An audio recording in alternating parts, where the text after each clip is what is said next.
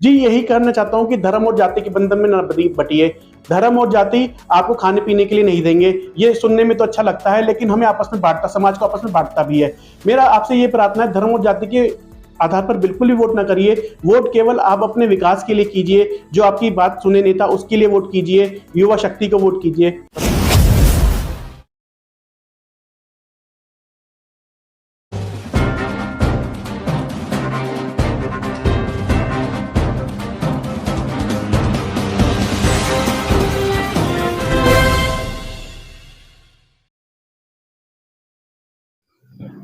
हमारे बीच हैं अंशुल गुप्ता जी, और राष्ट्रीय जन कर्मठ पार्टी के राष्ट्रीय अध्यक्ष हैं, और 18वीं लोकसभा का चुनाव चल रहा है और खुद भी प्रत्याशी हैं इस समय जो है गाजियाबाद लोकसभा सीट से।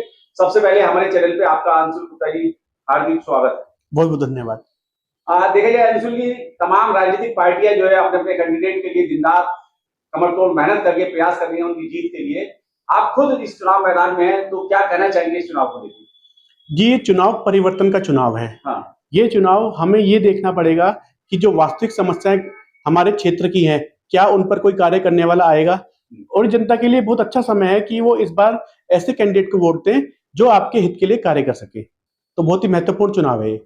गाजियाबाद लोकसभा की बात की जाए तो पिछले जो है कई दशकों की बात की जाए तो जो है भारतीय जनता पार्टी का कब्जा रहा, लेकिन इस गढ़ को कोई तोड़ नहीं पा रहा है। आप खुद चुनाव मैदान में हैं, तो कैसे इस चुनाव को देखते हैं? फिर देखिए, भारतीय जनता पार्टी की अगर बात करते हैं तो वो आमतौर पे बड़े चेहरों पे चुनाव लड़ने वाली पार्टी है। हाँ। जनता को भी समझ आने लगा है कि बड़े चेहरों के दम पर चुनाव तो जीते जा सकते हैं, पर कार्य नहीं किए जा सकते। क्योंकि कार्य करने के लिए आपके बीच ऐसा व्यक्ति चाहिए जो आपके बीच रहे, जिसकी मौजूदगी के लिए आपको सोचना ना पड़े, जो 24 घंटे आपका फोन उठाने के लिए तत्पर रहे। अगर आप किसी ऐसे व्यक्ति को वोट देते हैं जो वास्तविकता में आपके बीच का नहीं है, तो ये बड़ी कठिन परिस्थिति हो जाएगी। इसलिए मुझे लगता है कि इस बार चुनाव बड़े रोचक होंगे और उम्मीद है कि जनता विश्वास दिखाएगी। जिस तरीके से देखा जाए, यहाँ भाजपा प्रत्याशी के पक्ष में जो है देश के जो है गृह मंत्री सभा करते हैं, प्रधानमंत्री आते हैं, मुख्यमंत्री आते हैं, उप मुख्यमंत्री आते हैं, अन्य और मंत्री भी आते हैं। क्या लगता है कि भाजपा कहीं ना कहीं कमजोर कड़ी में है इस समय? कि ये तो वास्तविकता में दिखा रहा है। अगर पहले ही राउंड के चुनाव में इस प्रकार बड़े बड़े नेताओं को आना पड़ रहा है, तो कहीं ना कहीं दिखा रहा है उनका प्रत्याशी कहीं ना कहीं कमजोर स्थिति में है। और ये उनको आकलन करना चाहिए कि ऐसा क्यों हो रहा है कि भाजपा का गढ़ होते हुए भी ये भाजपा में जो नेगेटिविटी फैल रही है, क्या कारण है उसका। कहीं ऐसा तो नहीं जनता उनसे निराश है, क्योंकि जनता ने पूर्व में हमेशा उन पर विश्वास किया है, परंतु गाजियाबाद में क्षेत्र में विकास अभी दिखाई नहीं देता। विकास के भी दोहरे मापदंड है। अगर मैं बात करूं तो मेट्रो आ गई है हमारे शहर में, रैपिड मेट्रो भी आ गई है। ये तो एक विकास का पक्ष है, पर दूसरा पक्ष ये है कितने ऐसे क्षेत्र हैं जहां पर सीवर की लाइन नहीं पहुंची है, बिजली जहां पर नदारद है, जहां पर पानी की व्यवस्था नहीं है। ऐसे अनेक क्षेत्र हैं जहां पर सीवर पानी मिक्स आ रहा है। मैं मलिन बस्तियों की बात नहीं कर रहा, ऐसी अनेक कॉलोनियां हैं, अच्छी अभिजात्य वर्ग की कॉलोनियां, जहां पर सीवर पानी की लाइनों को पिछले 40 वर्ष से ज्यादा हो गए। इस प्रकार की ऐसी अनेक समस्याएं हैं। ट्रैफिक की यहाँ पर समस्या है, बहुत समस्याएं हैं इस क्षेत्र में जहां पर कार्य नहीं हुआ है। मुझे लगता है कि इस क्षेत्र की समस्या में अगर कार्य होगा तो डेफिनेटली जनता, अगर कार्य हुआ होता तो आज ये स्थिति उनकी नहीं आती। देखा जाए गाजियाबाद लोकसभा क्षेत्र में चिकित्सा और सुरक्षा की बहुत ज्यादा आवश्यकता है, शिक्षा की बहुत आवश्यकता है, लेकिन वर्तमान सरकार में वो सब कुछ नहीं हो पाया। क्या इसमें भी आपका फोकस है इस चुनाव में? जी, हमारा तो हमने सबसे पहले यही बात सबको बताई है कि अगर मैं अपने बारे में थोड़ा बता देता हूँ। मैं एक सॉफ्टवेयर इंजीनियर हूँ बाय प्रोफेशन, और मैं विभिन्न देशों में रहा हूँ। मैं इंग्लैंड का एग्जांपल देता हूँ, जहाँ पर मैंने 2 वर्ष बिताए हैं। वहां पर जनता टैक्स देती है, परंतु उसको दुख नहीं होता। कारण क्या है कि जनता को टैक्स के बदले सुविधाएं मिलती हैं। सुविधाएं मिलती है चिकित्सा और सुरक्षा की शक्ल में, और साथ में स्वास्थ्य की शक्ल में, और पढ़ाई की शक्ल में। लेकिन हमारे यहाँ पर क्या है, यहाँ पर सरकारी विद्यालय का स्तर इतना निम्न हो चुका है कि कोई भी अपने बच्चों को सरकारी विद्यालय में नहीं डालना चाहता, अगर उसमें थोड़ा भी पैसा है तो।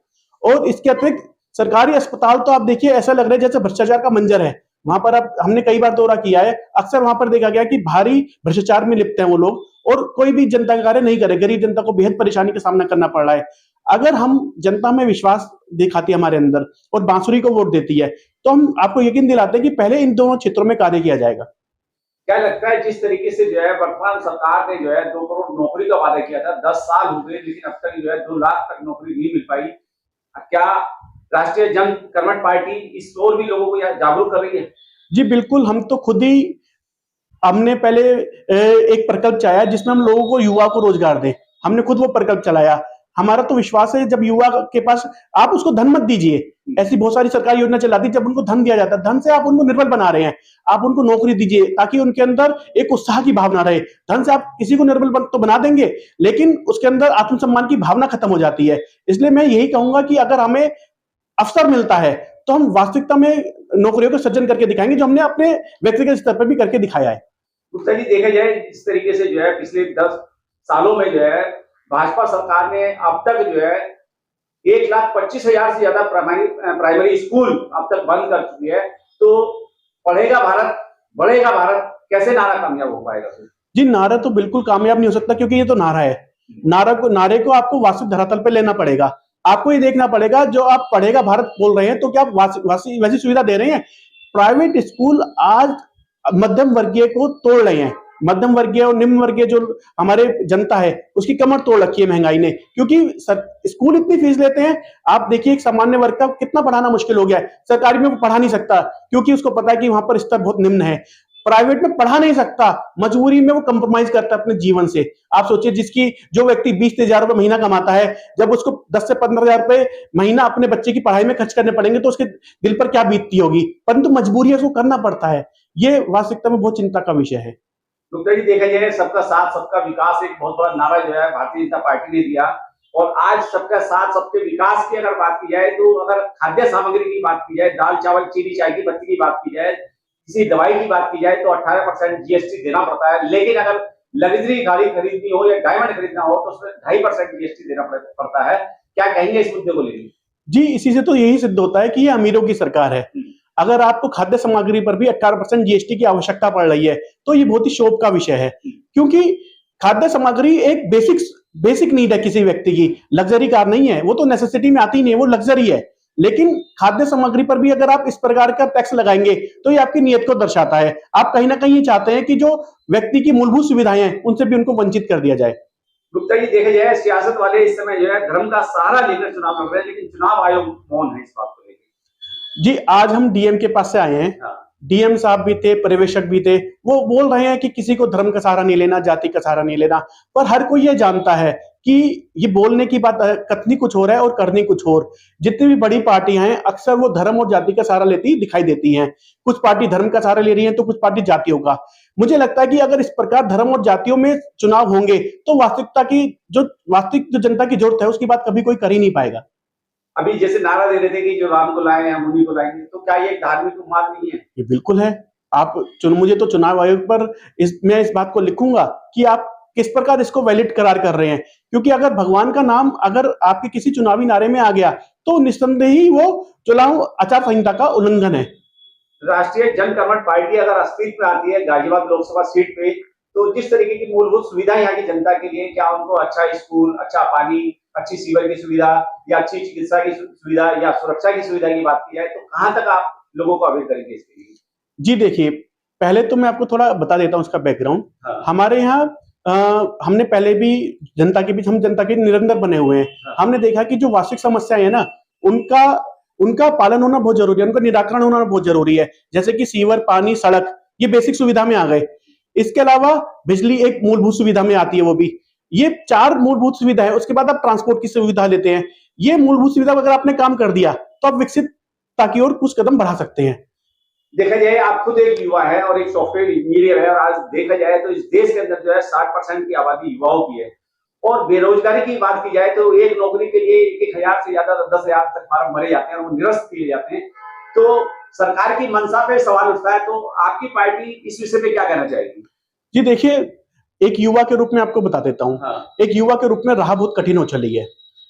हम जब अपनी कंपनी की ओर से, मेरी सॉफ्टवेयर अपनी कंपनी की चलाते हैं हम लोग, तो उसकी ओर से जब हम जाते हैं रिक्रूट करने के लिए, तो उसमें अगर हम 10 पोजीशन लेकर गए हैं तो हजारों लोगों की भीड़ आ जाती है।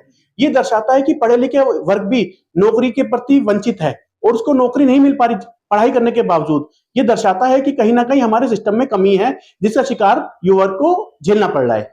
राष्ट्रीय जनकमत पार्टी की तरफ से आप जो है चुनाव मैदान में हैं, और गाजियाबाद की बात की जाए तो कहीं ना कहीं ऐसा लगता है कि गाजियाबाद एक अपेक्षा का शिकार है वर्तमान सरकार का।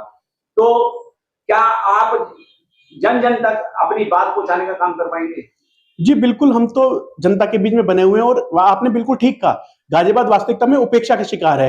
कहने के लिए तो फिर विकास के दो मॉडल है। हाँ। एक मॉडल वो जो दिखाई दे रहा है, एक मॉडल वो जो दिखाई नहीं दे रहा। जो दिखाई नहीं दे रहा वो जनता से सीधा जुड़ा हुआ है, क्योंकि वास्तविकता में उस पर कार्य हुआ ही नहीं है। हम जनता के भी निरंतर बने हुए हैं। हमें विश्वास है अगर जनता हमें वोट की शक्ति देती है, बांसुरी चुनाव चिन्ह पर वोट देती है, तो हम ताकत, हमें शक्ति मिलेगी और हम जनता की बात को उन कानों तक पहुंचा पाएंगे जो जिन कानों तक जनता की आवाज नहीं पहुंच पा रही है। 26 तारीख को वोट डलेगा। वोट की चोट की बात की जाए, इस समय जो भी कैंडिडेट है उनसे अगर फाइट की बात की जाए, तो वोटरों से अपील के लिए क्या कहना चाहेंगे?